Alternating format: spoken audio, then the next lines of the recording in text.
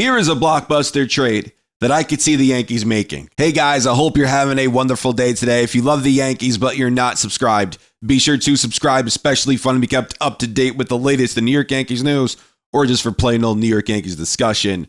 Also, we live stream here, so please do me a favor. We live stream on Monday, Wednesdays, Fridays. Check them out. You'll have a fun time. We do voicemails.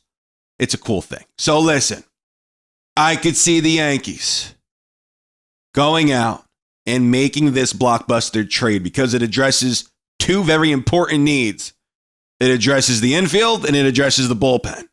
So let's start off with Ren HRo. Plays second base and third base, hitting .315 this season for the Angels, 6 home runs, 25 RBI, and 800 OPS with a 123 OPS plus. He's a free agent, not after this season, but after next year. Now, the one knock on Ren HRo all of a sudden is he's dealing with some wrist inflammation. He's on the IL currently, and he's scheduled to see a hand specialist soon. So all of a sudden, one guy that I could see the Yankees going out and getting, and many people could see the Yankees go out and getting. He's a switch hitter, I believe. Now all of a sudden, it's like, oh no, he's dealing with injuries. He's dealing with problems. Listen, this wouldn't be the first time that the Yankees traded for a player with an injury. They did it with Harrison Bader back in 22. So it wouldn't be the first time. Ren HRo, he does address a very important need. He can play second or third base, and he's got a .315 batting average. Excellent, and he makes a ton of sense here. But here's another guy that would make a ton of sense for the Yankees. And I'm talking about Carlos Estevez. Estevez this season has a 2.89 ERA, 16 saves, 28 innings pitched, 28 strikeouts with a 0.82 whip. He's a free agent after this season. Now, he might be a little tougher to get, and I'm going to explain why. There's another team that needs bullpen help, and that's the Baltimore Orioles.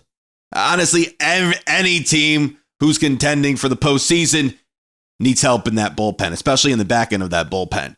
And Carlos Estevez, according to reports, the Angels are getting a ton of offers for Estevez. A ton of them. As they should. The kid's good. His ERA, I believe, at one point was 3.5. Now it's 2.89. He's just knocking it down. He's been solid for the Angels. Absolutely solid.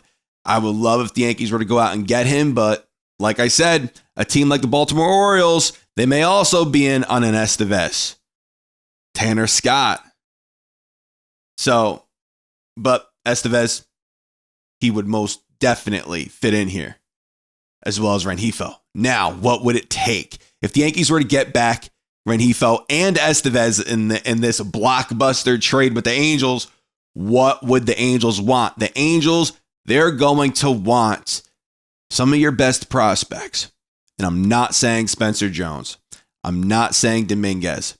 I'm not saying Arias. But there are prospects, there are players in the Yankee system who are very good and who are having very good seasons where the Angels might say, hey, he might be close. He might be closer than anybody else thinks. And I'm talking about, the one guy I'm talking about is Yorby Bibas, the guy who I think is very close.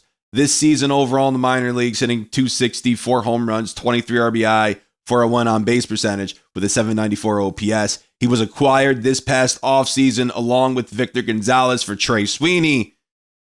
However, in his last 20 games, Bibas is hitting .333, 4 home runs with a 1036 OPS. Some of you might be saying, why don't the Yankees just call him up?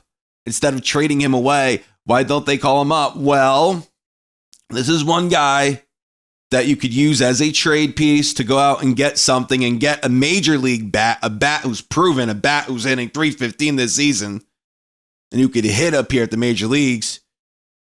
You're moving Bibas for that, but also, too, what if Bibas comes up and he's not very good? Because that could happen, too. He's a left-handed bat, what the Yankees need, right? Second, third base. He could play second, third, I believe even short. But it's if you want to call him up, it's okay. I understand that. They just called up Ben Rice and he's playing well. B-Boss, maybe he could do the same thing. Okay. But you don't want to call a kid up and he does poorly. He performs poorly and you completely just tank his value. That's what you don't want to do. So B-Boss, a guy who wasn't even in your organization a year ago, he could be a hot commodity at the deadline. He could get you somebody very important, somebody that you need that could help the team now. And I'm not saying he can't help the team now, but it's a risk bringing him up because he could inadvertently, of course, tank his value. So he's one guy that I could see the Angels wanting. Yoendrys Gomez, a pitcher. We've seen him this season. He was pitching pretty well down there in AAA. We saw him up here at the major leagues, got hit around a bit, but he's one guy. He's a pitcher with lots of control that I could see the Angels being interested in. Clayton Beeter, another guy. Jace Aina, outfielder. We acquired him from the Milwaukee Brewers in the Jake Bauers trade. Jace Aina, listen to his numbers.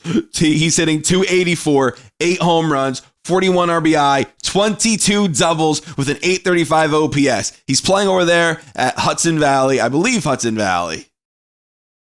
Yes, he's playing over there at Hudson Valley. And that's high A. So he'll probably earn a promotion to AA soon because he's performing incredibly well down there.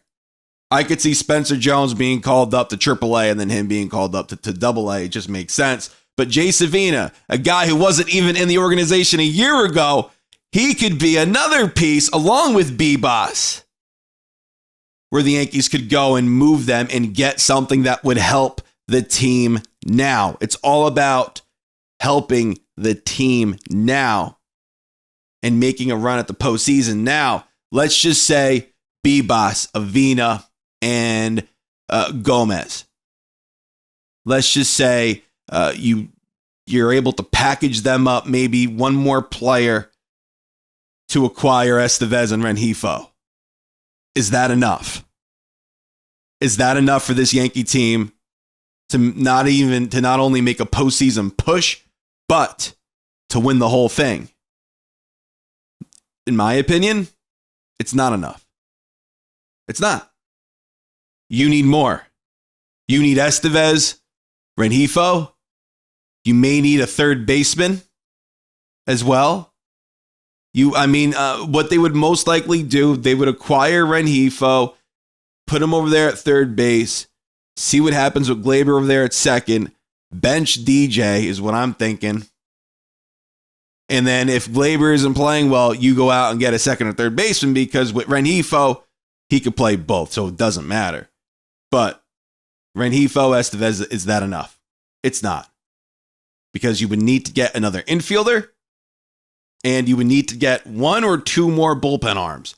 I know that's a lot. I know we have Efros on the way back, but Efros hasn't pitched in 2 years. He hasn't pitched up here at the major leagues since 2022.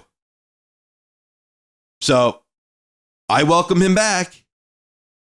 But if I'm the Yankees, go out and get Ren HRo, go out and get Estevez, see if you could go and get Tanner Scott as well, maybe another bat, and see what happens.